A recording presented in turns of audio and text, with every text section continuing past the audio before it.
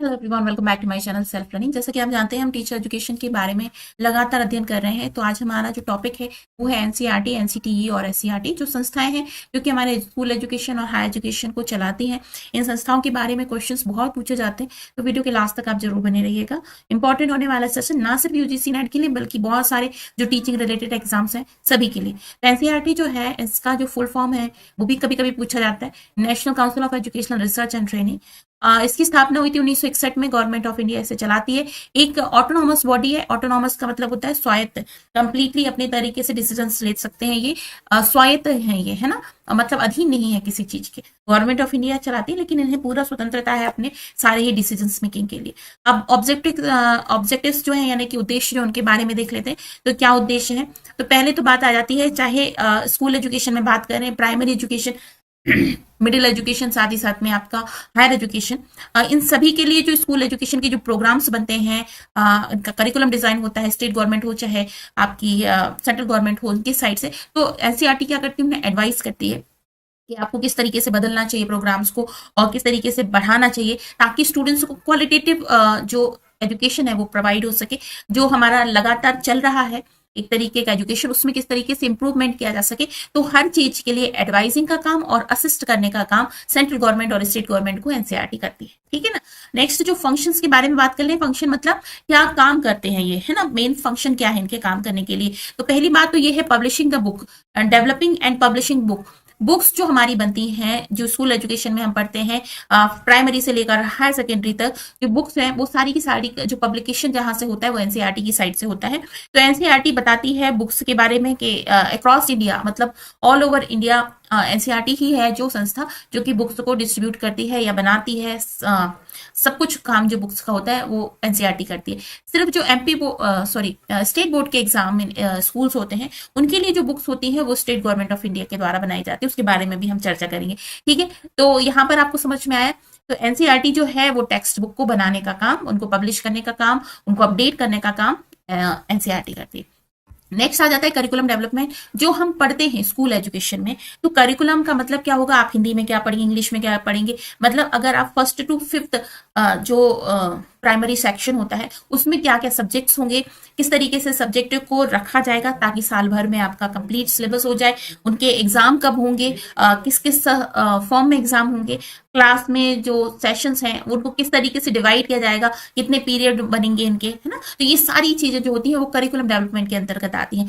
और time time पे जैसे कि अपडेट होते रहते हैं करिकुलम को, उन्हें चेंज करना, उन्हें रिप्लेस करना, अलग कर देना करिकुलम को, है ना। तो ये सारी चीजों का जो फ्रेमवर्क है ना वो एनसीईआरटी तैयार करती है।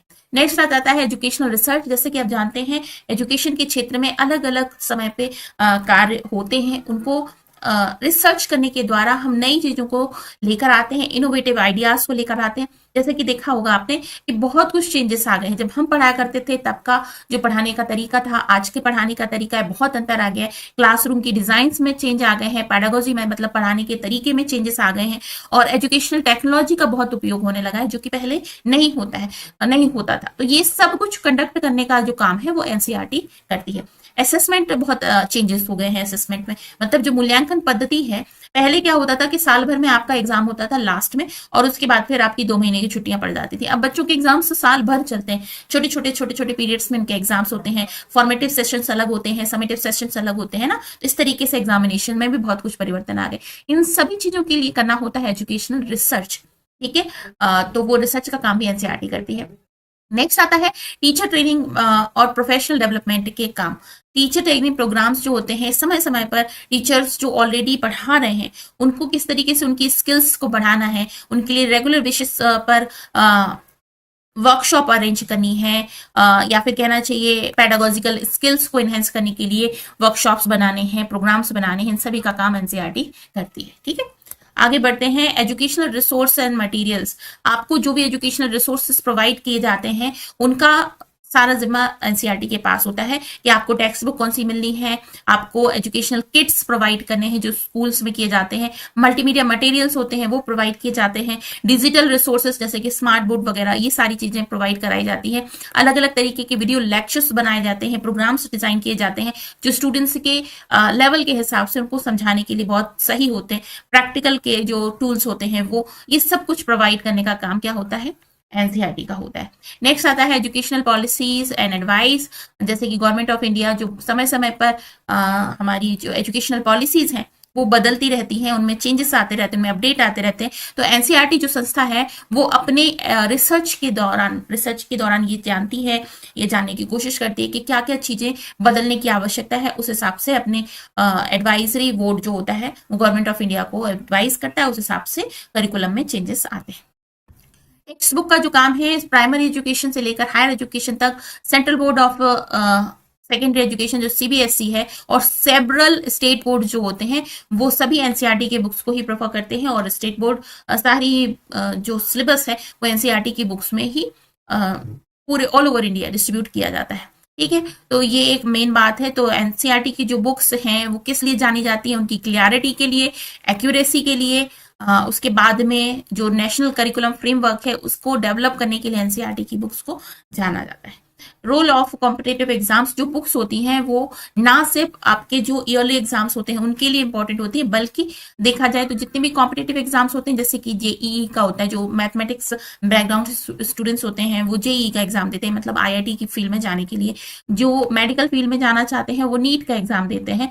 तो ये जो एनसीईआरटी की बुक्स होती हैं वो इस तरीके से डिजाइन की जाती हैं कि इन सब कॉम्पिटेटिव एग्जाम्स के लिए भी बहुत सुटेबल होती है, बहुत सारा मटेरियल उसमें मिलता है। वैसे भी स्टूडेंट्स कहते हैं चाहे आप कितनी भी अलग अलग साइड बुक्स पढ़ लें, रेफरेंसेस पढ़ लें, लेकिन जो क्वेश्चंस है ना वो एनसीईआरटी से ही आते हैं। तो ये है। नेक्स्ट आ जाता है इनिशिएटिव प्रोग्राम्स, जितने भी इनिशिएटिव्स लिए जाते हैं गवर्नमेंट की साइड से एजुकेशन को इन्हेंस करने के लिए, इम्प्रूव करने के लिए वो, और टीचिंग लर्निंग प्रैक्टिस को इम्प्रूव करने के लिए वो सभी जो प्रोग्राम है वो डिजाइन किए जाते हैं एनसीईआरटी की तरफ से। ठीक है, क्लियर। आगे बढ़ते हैं डिजिटल इनिशिएटिव। तो डिजिटल इनिशिएटिव की बात की जाए, आपने देखा होगा धीरे धीरे सब कुछ डिजिटलाइज्ड हो रहा है। जो स्कूल एजुकेशन था वो केवल बुक्स पर आधारित हुआ करता था, अब डिजिटल बोर्ड के माध्यम से होता है, वीडियो लेक्चर्स के माध्यम से होता है, ऑनलाइन लेक्चर्स के माध्यम से भी होता है। अभी कोरोना काल में स्टूडेंट्स ने कंप्लीट पढ़ाई करी ऑनलाइन माध्यम से। तो ये सारे जो इनिशिएटिव हैं वो एनसीईआरटी ही लेती है। ठीक है, तो ओवरऑल देखा जाए स्कूल एजुकेशन जो भारत में चल रहा है तो उसका पूरा जिम्मा किस पर होता है, एनसीईआरटी पर होता है। ठीक है, अब हम करते हैं कुछ प्रश्न जो कि इंपॉर्टेंट है, क्योंकि एग्जाम में तो प्रश्न ही आते हैं। पहला क्वेश्चन जो है वो ये है कि एनसीईआरटी की स्थापना कब हुई थी। तो एनसीईआरटी की जो स्थापना है वो 1 सितंबर 1961 में हुई थी। ठीक है, आपको ध्यान रखना चाहिए, नोट कर लेना चाहिए। नेक्स्ट आता है एनसीईआरटी का जो मेन ऑफिस है वो कहाँ पर है, तो ये न्यू दिल्ली में है। न्यू दिल्ली से ही सारे काम वो देखते हैं। नेक्स्ट है The objective of NCERT to assist and advise the Ministry of Education। ये तो बात है, सही है। ये जो एनसीईआरटी का जो मेन उद्देश्य है वो क्या है, मिनिस्ट्री ऑफ एजुकेशन को असिस्ट करना और साथ ही साथ में उन्हें एडवाइस भी देना एजुकेशन के रूप के लिए। और साथ ही साथ में किसको असिस्ट करती है, किसके लिए काम करती है, तो मिनिस्ट्री ऑफ सोशल वेलफेयर के लिए भी एनसीईआरटी काम करती है। ठीक है, नेक्स्ट क्वेश्चन आता है the function of NCERT are. कौन सा फंक्शन है एनसीईआरटी का इनमें से, तो इसमें ऑप्शन हम देख लेते हैं। To build the capacity of teachers, to act the nodal agency of UEE, to conduct pre service teachers education courses, all of the above. तो ये सारे ही काम एनसीईआरटी के होते हैं, तो इसका आंसर होगा all of the above. Next question है an important publication of NCERT, primary teacher एक है, द जर्नल ऑफ इंडिया ये भी है, इंडियन एजुकेशनल रिव्यू ये भी है, ऑल ऑफ द अबव ये भी है। तो ये इसका आंसर भी क्या होगा, ऑल ऑफ द अबव। ठीक है, आप क्वेश्चंस को जरूर देखें, क्वेश्चन को जरूर सॉल्व करें। और मैं आपको बता दूं कि ये एनसीईआरटी, एनसीटीई और एनसीईआरटी से संबंधित बहुत सारे प्रश्नों को हम सॉल्व करेंगे। सैटरडे वाले जो हमारा क्लास होगा मेनली उसमें हम सिर्फ क्वेश्चन ही देखेंगे, क्वेश्चन ही सॉल्व करेंगे। नेक्स्ट आता है हमारा एनसीटीई। अब एनसीटीई के बारे में समझ लेते हैं। एनसीटीई का फुल फॉर्म क्या होगा, the national council for teacher education. ठीक है, national council for teacher education. देखिए, आपको अगर टीचर बनना है तो टीचर एजुकेशन के कुछ प्रोग्राम पर आपको डिग्री लेनी होती है, डिप्लोमा करना होता है, जैसे कि बीएड का प्रोग्राम हो गया, बीटीसी का हो गया, डीएलएड का हो गया, डीएलएड का हो गया। तो ये सारे जो प्रोग्राम्स हैं वो कौन चलाता है? टीचर एजुकेशन के प्रोग्राम, जो कि एनसीटीई के द्वारा संचालित होते हैं। ठीक है, तो एनसीटीई जो है इसकी स्थापना कब हुई थी? तो इसकी स्थापना हुई थी 1993 में, 1993 में। ठीक है, अब इसके बाद में आ जाता है एस्टेब्लिशमेंट में। NCTE was established with the primary objective of achieving planned and coordinating developed teacher education system through out the country.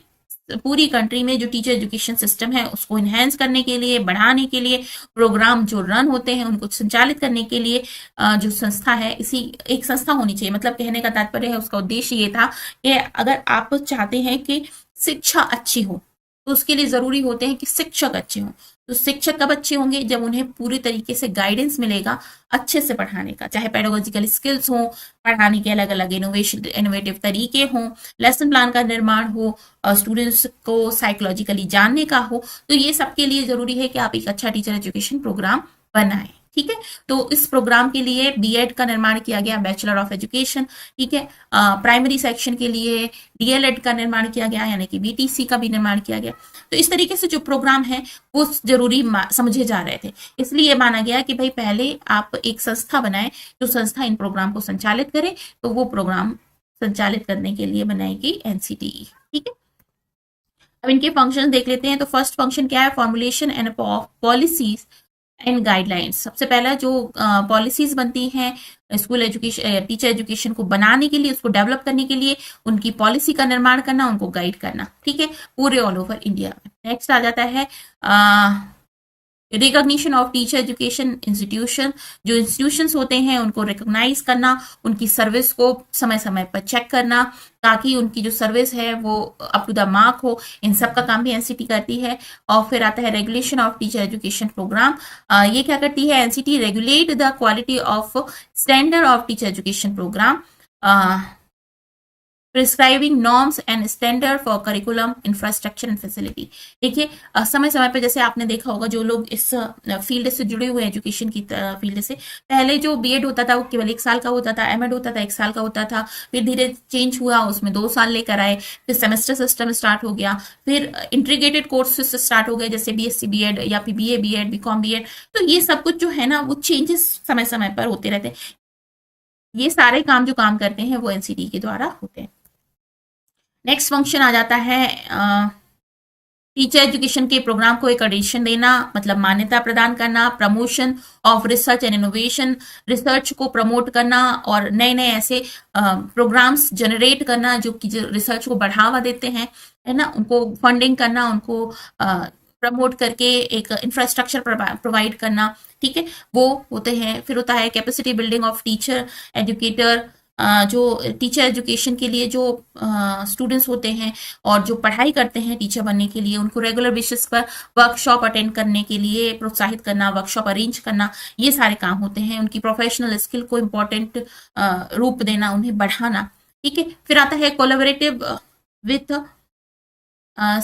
Stake holders. ठीक है, उनके साथ में अलग अलग तरीके से जो गवर्नमेंट और यूनिवर्सिटी के साथ में कोलैबोरेट करना, ताकि उन्हें एक तरीके से सहायता प्रदान की जा सके और टीचर एजुकेशन के प्रोग्राम को रन किया जा सके। स्ट्रक्चर की बात कर लेते हैं। तो NCT is govern by a council consisting and representative of government और सेंट्रल गवर्नमेंट। ठीक है, central government, state government, university, teacher education institution and other stake holders. The council is headed by the chairperson appointed by the central government। अब देखिए, यहाँ पर जो head होता है एनसीटी का, उसको क्या कहा जाता है? चेयरपर्सन कहा जाता है। और जो कि सेंट्रल जो गवर्नमेंट होती है, मतलब आपकी केंद्रीय सरकार जो होती है, वो अपॉइंट करती है। फिर आता है रीजनल कमिटीज। तो NCTE has a regional committee spread across the different part of countries, facilitate the implementation of its policies and guidance of regional level। जैसे आपने देखा होगा, कई कई अलग अलग क्षेत्र में रीजनल कॉलेजेस हैं जो कि चल रहे हैं बहुत अच्छे से। हर एक स्टेट में बनाया जाता है, जो कि ये सारी जो प्रोग्राम्स होते हैं मेनली टीचर एजुकेशन के जो प्रोग्राम होते हैं उनको बहुत ही स्टैंडर्ड फॉर्म में चलाने का काम करते हैं। ठीक है, कहते हैं रीजनल कॉलेज से बीएड कर लिया अगर तो आपकी जॉब पक्की है। अब आ जाता है टीचर एजुकेशन प्रोग्राम। तो जैसे कि आप जानते हैं, फर्स्ट आता है बीएड मतलब bachelor of education, diploma in elementary education, master of education, फिर आता है इंटीग्रेटेड कोर्सेस में। अब ये कोर्स कुछ चेंज हो रहा है, इसमें चेंजेस आ रहे हैं। ITEP ये आ रहा है, in service teacher training program. मतलब अब जो है ना जो इंटीग्रेटेड कोर्सेस हैं उसमें चेंजेस होगा, अब उसका नाम भी चेंज हो जाएगा। इसके बारे में फुल डिटेल में आपको बताऊंगी।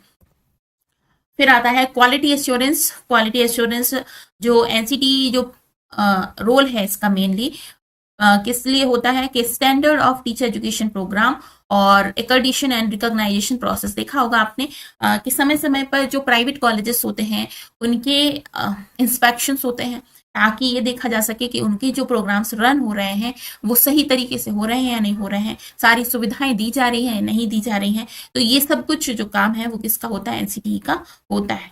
ठीक है, लेकिन बहुत कुछ पेपर पे ही होता है। चलिए अब क्वेश्चन कर लेते हैं हम। National council for teacher, first जो क्वेश्चन है हमारा, national council for teacher education NCTE as a statutory body came into existence on. ठीक है, कब हुआ था?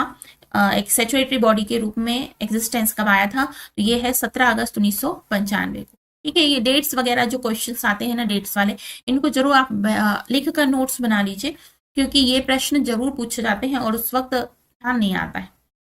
ठीक है, तो बार बार आप ध्यान से पढ़ते रहेंगे तो याद रहेगा, नहीं भूल जाते, इतना सब कुछ है पढ़ने के लिए भूल जाते हैं।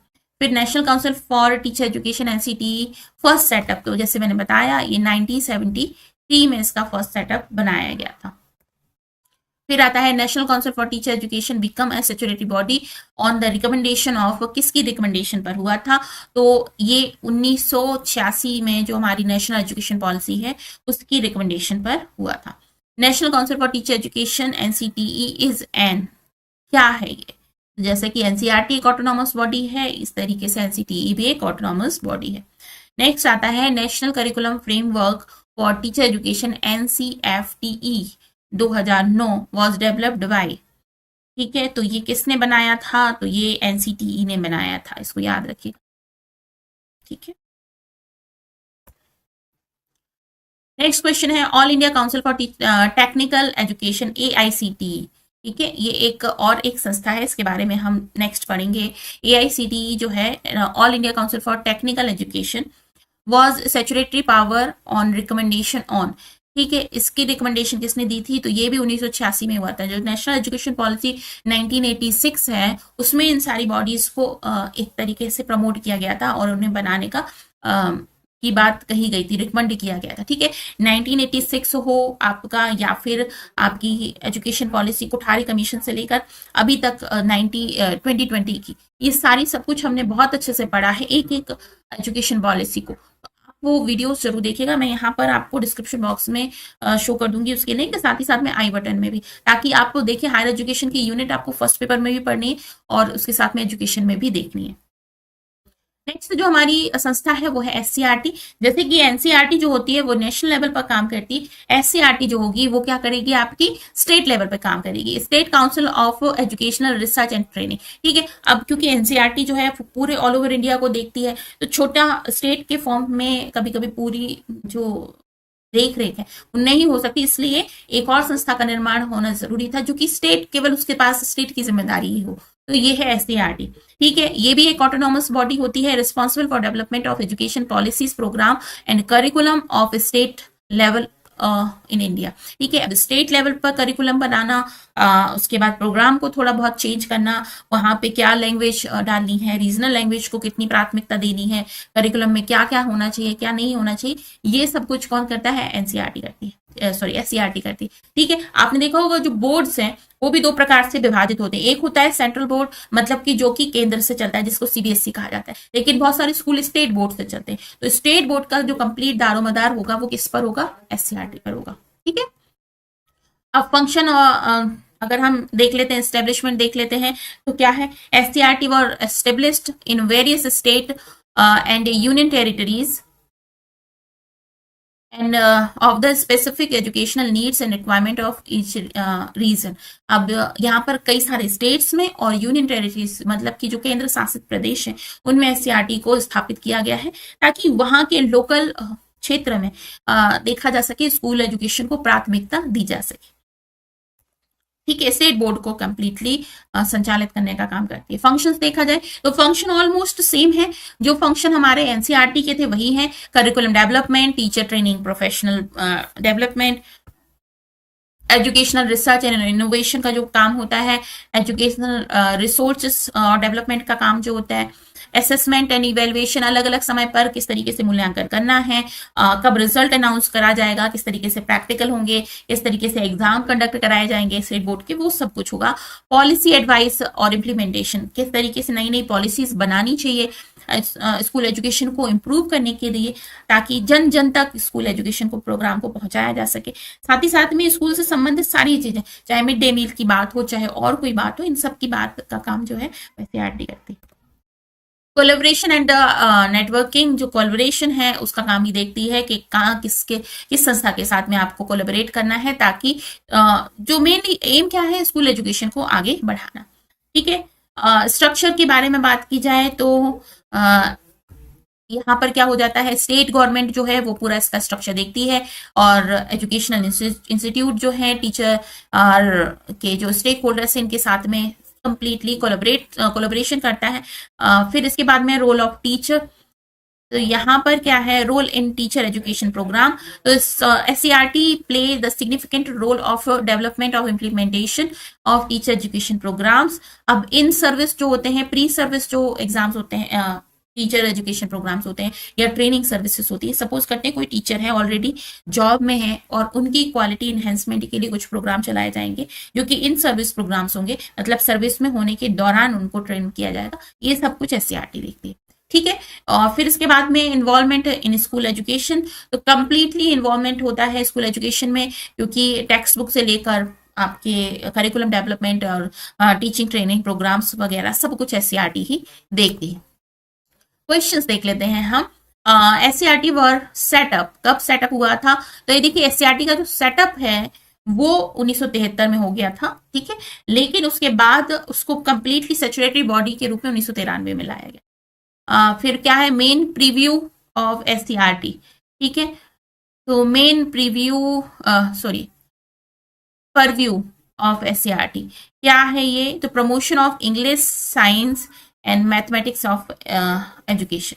ठीक है, नेक्स्ट आता है इसमें directorate of teacher education and SCERT came into the existence as an independent directorate on.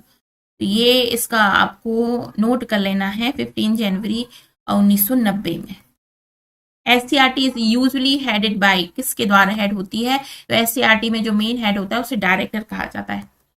ठीक है, तो ये थी आज की हमारी क्लास। आई होप आपने क्लास को पसंद किया होगा और अगर अच्छी लगी है तो लाइक करना, शेयर करना और फ्रेंड्स के साथ में फैलाना। इसको सब्सक्राइब जरूर कर लीजिएगा चैनल को, बेल आइकन जरूर प्रेस कर लीजिएगा क्योंकि नोटिफिकेशन आपको मिल जाएगा। इसके अलावा मैं बता दूं कि अगर आप कोई भी एग्जाम क्रैक करना चाहते हैं, सपोज करते हैं यूजीसी नेट होगा, तो आपको क्या किस तरीके से अपनी स्ट्रैटेजी बनानी चाहिए, तो आप रेगुलरली अपना पीडीएफ नोट्स पढ़िए या फिर अपनी बुक्स को ही आप पढ़ें। ठीक है, और लेक्चर्स जो हैं वो आप अटेंड करें, वीडियो लेक्चर्स जो होते हैं, क्योंकि ये आप कभी भी पढ़ते हैं ना तो आपकी सारी इंद्रियां चलने लगती हैं, कान में आपके आवाजें आती हैं तो आपको वो सारी चीजें आत्मसात हो जाती हैं। फिर उसके बाद में ये सब कुछ आपको चाहिए ना तो आप हमारे एप्लीकेशन को डाउनलोड कर सकते हैं। यहाँ पे आपको नोट्स भी मिल जाएंगे, टेस्ट सीरीज भी मिल जाएंगी और प्रैक्टिस क्वेश्चंस भी मिल जाएंगे पूरे 5 सालों के। ठीक है, इसके अलावा आप हमसे संपर्क करना चाहते हैं किसी भी क्षेत्र में, व्हाट्सएप नंबर से के थ्रू, आप इंस्टाग्राम के थ्रू, हमारे टेलीग्राम चैनल के थ्रू, कैसे भी करना चाहते हैं तो आप कर सकते हैं। ये हमारे लिंक है, एप्लीकेशन का लिंक आपको डिस्क्रिप्शन बॉक्स में मिल जाएगा। एप्लीकेशन को डाउनलोड कीजिए और आज के वीडियो को यहीं पर हम एंड करते हैं। आई होप आपको अच्छा लगा होगा। कल फिर मिलते हैं, कल क्या कई बारी मिलेंगे हम बीच में। तब तक आप अपना बहुत ख्याल रखिए और वीडियोस जरूर देखिए, इंपॉर्टेंट है अगर आप एग्जाम की तैयारी कर रहे हैं। चलो, this is Manisha signing off.